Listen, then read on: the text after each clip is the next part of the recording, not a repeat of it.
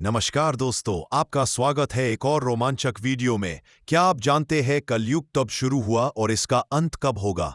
चलिए आज हम जानते हैं पूरी कहानी। विष्णु पुराण में कलयुग को बताया गया है सबसे अच्छा युग। आखिर क्यों? कौन सी बातें पाप युक्त कलयुग को सर्वश्रेष्ठ बनाती हैं? शास्त्रों के अनुसार कलयुग वह युग होगा जिसमें पाप अपने चरम पर होगा और मनुष्य की आयु सबसे कम होगी। इस युग में शायद ही कोई होगा जो भगवान का नाम लेगा। लेकिन अगर विष्णु पुराण की बात करें तो इस पुराण में कलयुग को सबसे अच्छा युग बताया गया है। आखिर पापियों से भरे इस युग को सबसे अच्छा युग क्यों कहा गया है? चलिए जानते हैं। शास्त्रों में 4 युग का वर्णन मिलता है: सतयुग, त्रेता युग, द्वापर युग और कलयुग। अभी कलयुग चल रहा है और कलयुग को पापों का युग माना जाता है। इस युग में मानवता के आधारभूत मूल्यों का ह्रास होता जा रहा है और अधर्म, अन्याय, असत्य, लोभ, क्रोध, अहंकार, मोह इत्यादि बढ़ते जा रहे हैं। मान्यता है कि कलयुग में धर्म का केवल चौथाई हिस्सा बचेगा।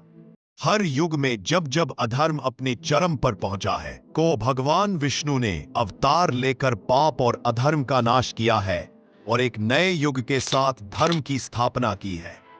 शास्त्रों के अनुसार कलयुग में भी जब धरती पर पाप की सीमा बढ़ जाएगी तो भगवान विष्णु कल्कि अवतार लेंगे और दुष्टों का नाश करेंगे।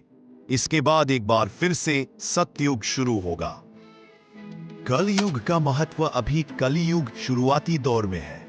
इस दौर में मनुष्य के जीवन में कई अलग अलग मोड़ और संघर्ष हैं, जहां उसे अच्छाई और बुराई के बीच संतुलन बनाकर चलना पड़ रहा है, क्योंकि इन दोनों का प्रभाव लोगों पर पड़ रहा। इस युग का महत्व इस बात में है कि यह हमें याद दिलाता है कि जीवन में संतुलन बहुत महत्वपूर्ण है। हमें अपने आचरण, विचार और कर्मों को संतुलित रखने की आवश्यकता है। इसके अलावा हमें अपने आत्मिक जीवन को निरंतर विकसित करने की आवश्यकता होती है। यही कारण है कि लोग अध्यात्म को अपने जीवन में जगह दे रहे, ताकि वो अपना असली स्वभाव मानवता से जुड़े रह सके।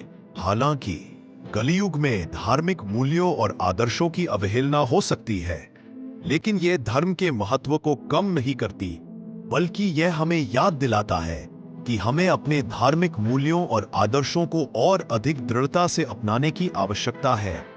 एक तरह से देखें तो कलयुग में धर्म का महत्व बढ़ गया है, क्योंकि यह हमें अपने आचरण, विचार और कर्मों को संतुलित रखने में मदद करता है।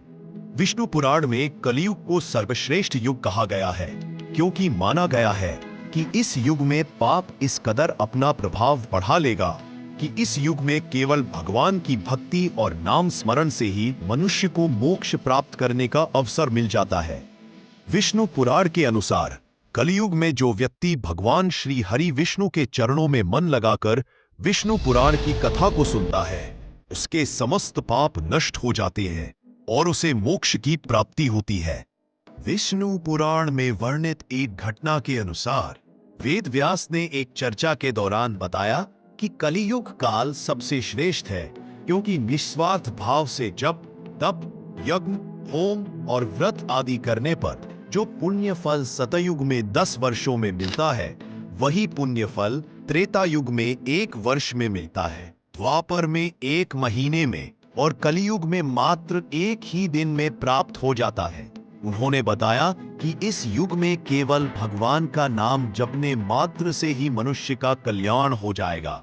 इस प्रकार कलियुग को सर्वश्रेष्ठ युग माना जाता है, क्योंकि इस युग में मनुष्य को अपने कर्मों के फल का तुरंत अनुभव होता है, जिससे वह अपने कर्मों को सुधार सकता है और आध्यात्मिक रूप से खुद को उन्नत कर सकता है। इसी के साथ हम विदा लेते हैं। मिलते हैं एक और नई रोमांचक कहानी के साथ। तब तक चैनल को सब्सक्राइब करें, वीडियो अच्छी लगे तो लाइक करें और अपनी प्रतिक्रिया कमेंट में दी। धन्यवाद।